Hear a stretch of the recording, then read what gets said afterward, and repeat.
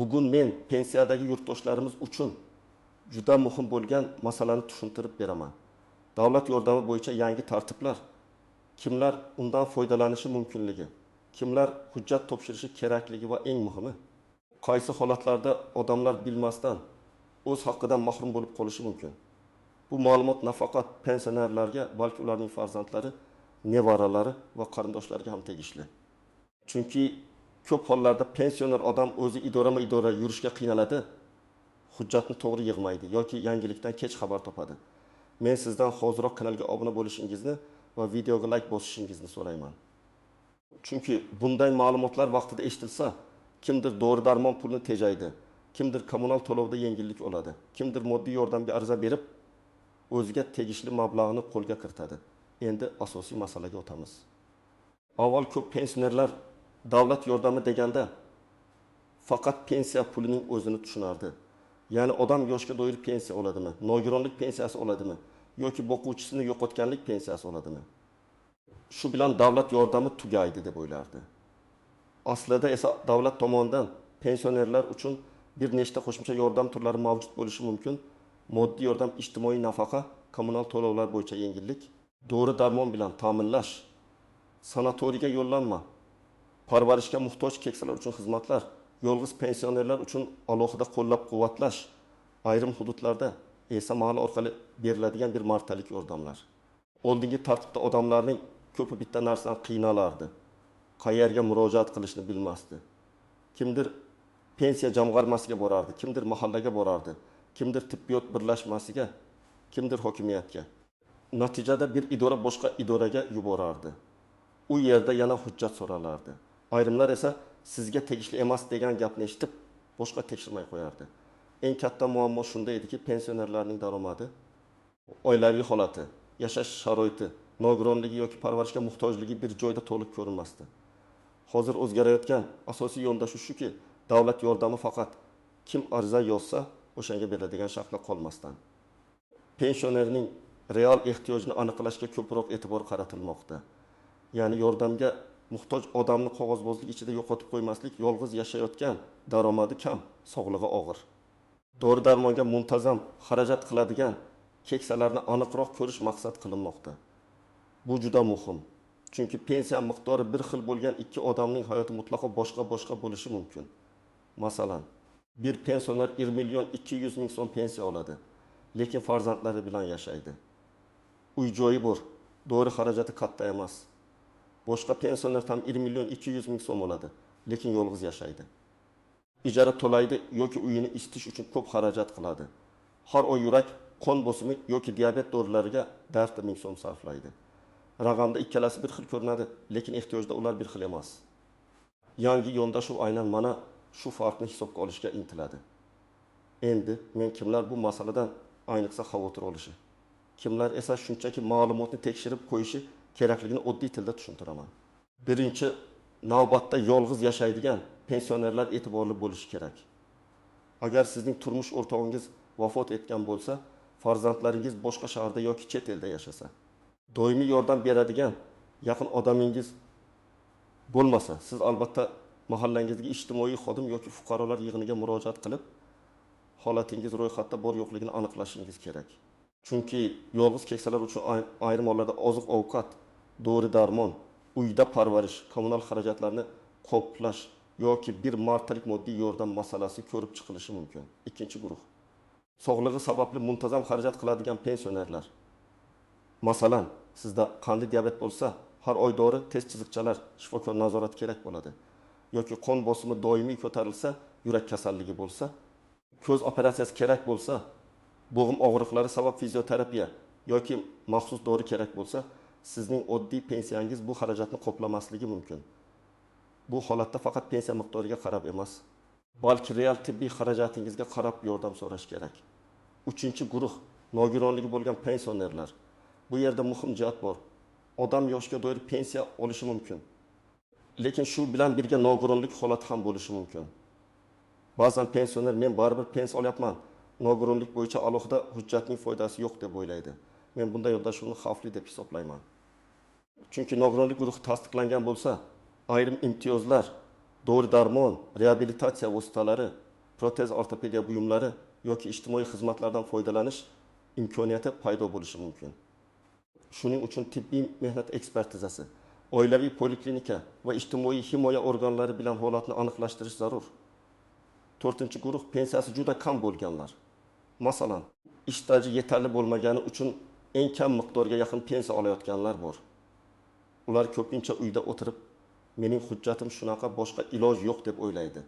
Lekin kam pensiya olayotgan odamning oilaviy daromadi, yashash sharoiti, qaramog'idagi odamlar kasalliklar inobatga olinib, mahalla yoki ijtimoiy himoya orqali qo'shimcha yordam masalasi ko'rib chiqilishi mumkin. Bu avtomatik tarzda hammaga beriladi degani emas. Lekin ariza bermasangiz, sizning holatingiz ko'rib chiqilmasligi ham mumkin. Keling, aniq misol bilan tushuntiraman. Tasavvur qiling, 7-2 yoshli ona 1 million 100 ming so'm pensiya oladi. U yolg'iz yashaydi. Har oy elektr, gaz, suv va chiqindi uchun o'rtacha 2,5 ming so'm to'laydi. Dori darmoniga 2,5 ming so'm ketadi. Oziq ovqatga kamida 700 ming so'm kerak. Bu hisobning o'zi 1 million 300 ming so'mdan oshib ketadi. Demak, uning xarajati pensiyasidan ko'p. Mana shunday holatda pensiya olyapti-ku deb qo'l siltash to'g'ri emas. Bu odam yordamga muhtoj bo'lishi mumkin va uning holati hujjat bilan asoslanishi kerak. Yana bir misol. 19 yoshli ota farzandining uyida yashaydi. Pensiyasi 1 million 500 ming so'm. Bir qarashda u muhtoj emasdek ko'rinadi. Lekin farzandi ishsiz, kelini vaqtinchalik ishlamayapti. Uyda 3 nafar nabira bor. Oila daromadi faqat otaning pensiyasi va mayda mavsumiy daromaddan iborat. Bu yerda pensionerning o'zi emas, butun xonadonning ijtimoiy ahvoli og'ir bo'lishi mumkin. Bunday vaziyatda mahalla xonadon darajasida o'rganish o'tkazishi, daromad va xarajatni ko'rib chiqish kerak. Ammo hamma pensioner ham xavotirga tushishi shart emas. Agar sizning pensiyangiz yetarli bo'lsa, farzandlaringiz muntazam yordam berib tursa, sog'lig'ingiz barqaror bo'lsa, uy-joy va kommunal xarajatlarda muammo bo'lmasa, siz uchun asosiy vazifa yangiliklarni kuzatib borish va hujjatlaringiz to'g'riligini tekshirishdir. Masalan, pasport ma'lumotlari, bank kartasi, yashash manzili, telefon raqami, oilaviy sharoit bo'yicha ma'lumotlar yangilangan bo'lishi kerak. Chunki ba'zi to'lovlar yoki xabarnomalar noto'g'ri ma'lumot sabab kechikishi mumkin. Bu yerda yana bir nozik masala bor. Davlat yordami doim ham pul ko'rinishida bo'lmasligi mumkin. Ko'p odam menga yordam berilmadi deydi. Lekin aslida unga bepul tibbiy ko'rik, sanatoriy yo'llanmasi, ijtimoiy xodim xizmati, oziq ovqat paketi yoki reabilitatsiya vositasi taklif qilinishi mumkin. Pul albatta muhim, lekin ayrim vaziyatlarda xizmatning o'zi puldan ham foydaliroq bo'ladi. Masalan, har hafta ijtimoiy xodim kelib, yolg'iz keksaga oziq ovqat olib berishga, dorixonadan dori olishga, kommunal to'lovni amalga oshirishga yordam bersa, bu odamning hayot sifatini ancha yengillashtiradi. Endi istisnolar, xatolar va ko'pchilik e'tibor bermaydigan nuanslar haqida gapiraman. Men amaliyotda eng ko'p ko'radigan xato shuki, odamlar faqat og'zaki murojaat qiladi. Mahallaga boradi, vaziyatini aytadi, kimdir ko'ramiz deydi. Shundan keyin oylar o'tadi. Og'zaki gapning izi qolmaydi. Agar siz haqiqatan ham yordam so'rasangiz, albatta yozma ariza qoldiring yoki elektron murojaat qiling. Arizada sana ism, familiya, manzil, telefon raqami, muammo va so'ralayotgan yordam turi aniq yozilishi kerak. Ikkinchi xato hujjatni to'liq bermaslik. Masalan, odam dori xarajati ko'p deydi, lekin shifokor xulosasi, retsept, dorixona cheki yoki kasallik varaqasi yo'q. Yoki yolg'iz yashayman deydi, lekin yashash manzili bo'yicha ro'yxatda boshqa odamlar ham turadi. Yoki daromad kam deydi, lekin oiladagi boshqa a'zolarning daromadi haqida ma'lumot berilmagan. Bunday holatda idora yordamni rad etishi yoki qo'shimcha tekshiruvga qoldirishi mumkin.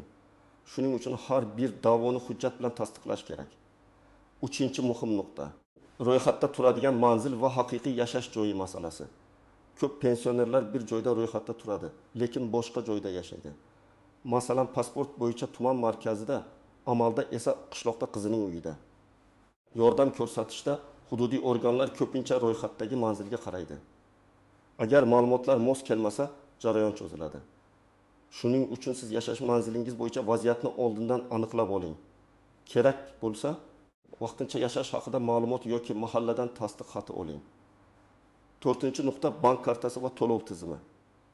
Ba'zan yordam ajratiladi, lekin karta muddati tugagan, karta bloklangan, hisob raqami noto'g'ri. telefon raqam o'zgargan bo'ladi. Pensioner esa pul tushmadi deb o'ylaydi.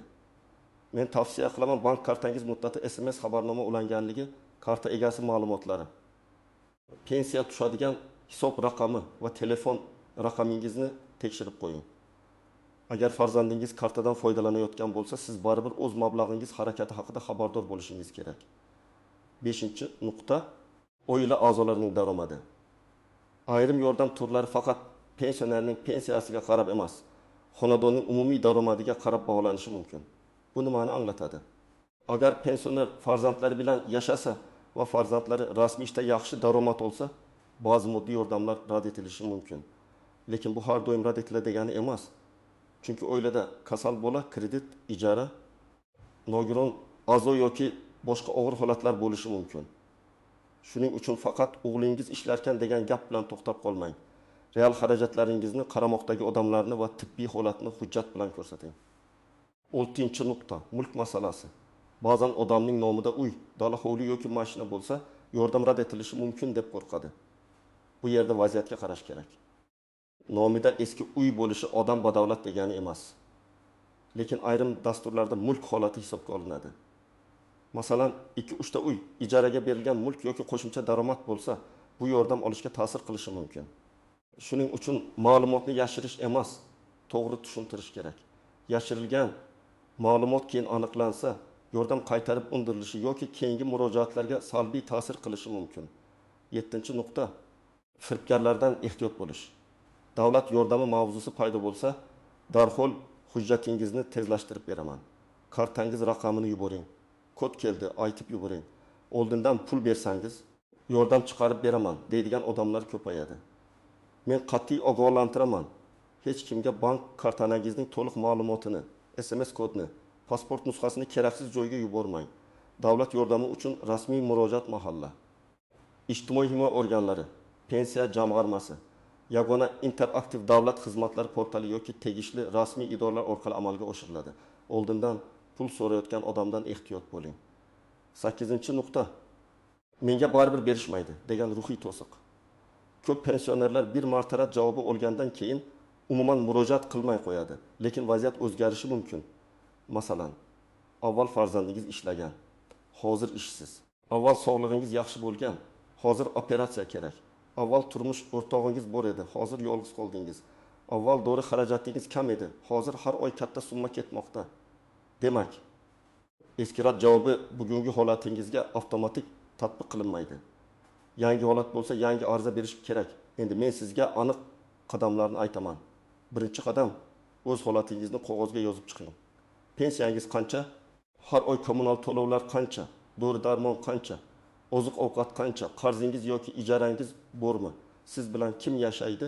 Kim yordam beradi? Sog'lig'ingizda qanday muammo bor? Bu oddiy ro'yxat keyin ariza yozishda juda kerak bo'ladi. Chunki idoraga borganda odam hayajonlanadi, ayrim muhim gaplarni unutadi. Ikkinchi qadam, asosiy hujjatlarni tayyorlang. Odatda pasport yoki ID karta, pensiya guvohnomasi yoki pensiya olayotganingizni tasdiqlovchi ma'lumot, bank kartasi yoki hisob raqami, yashash manzili bo'yicha ma'lumot, tibbiy xulosa, retseptlar, dorixona cheklari, nogironlik bo'yicha hujjat. Oila tarkibi haqida ma'lumot kerak bo'lishi mumkin. Hamma yordam turi uchun bir xil hujjat talab qilinmaydi. Lekin shu papka tayyor bo'lsa, siz ancha tez harakat qilasiz. 3-qadam. Mahallaga boring va ijtimoiy mas'ul xodim bilan aniq gaplashing. Menga yordam bering deyishning o'zi yetarli emas. Masalan, shunday deyish mumkin. Men yolg'iz yashayman, pensiyam falon so'm. Har oy doriga falon so'm ketadi. Kommunal to'lovlarim falon so'm. Moddiy yordam yoki ijtimoiy xizmat olish imkoniyatimni ko'rib berishingizni so'rayman.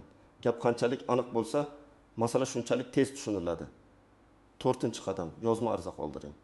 Arizada shaxsiy ma'lumotlaringiz, telefon raqamingiz, yashash manzilingiz, muammo mazmuni, so'ralayotgan yordam turi va ilova qilinayotgan hujjatlar ko'rsatiladi. Arizaning bir nusxasini o'zingizda saqlang.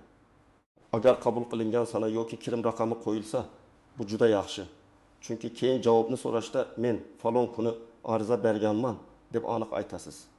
5-qadam, tibbiy masalani alohida rasmiylashtiring. Agar yordam sog'liq bilan bog'liq bo'lsa, faqat kasalman deyish yetmaydi. Oilaviy shifokorga boring. Kasallik tashxisi, davolanish zarurati, doimiy dori kerakligi, parvarishga ehtiyoj borligi haqida xulosa oling. Agar sanatoriy kerak bo'lsa, shifokordan tavsiya so'rang.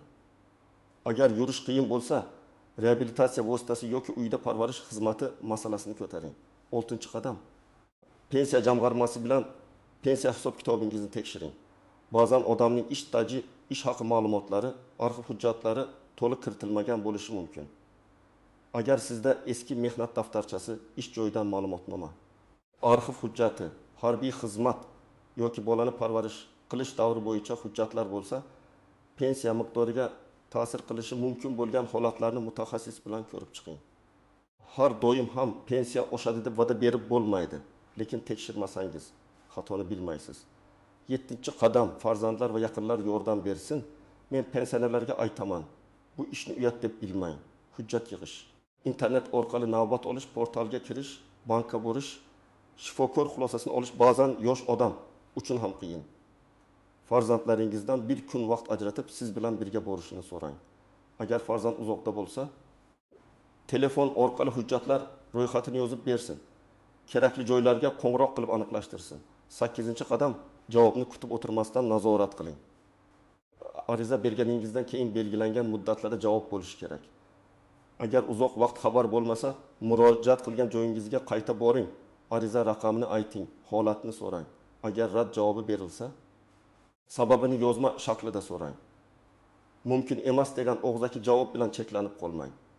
Sabab aniq bo'lsa, siz hujjat yetishmayaptimi, daromad mezoni to'g'ri kelmayaptimi, manzil muammosimi yoki boshqa asos bormi, bilib olasiz. 9-qadam, agar yordam rad etilsa, vaziyatni qayta tahlil qiling.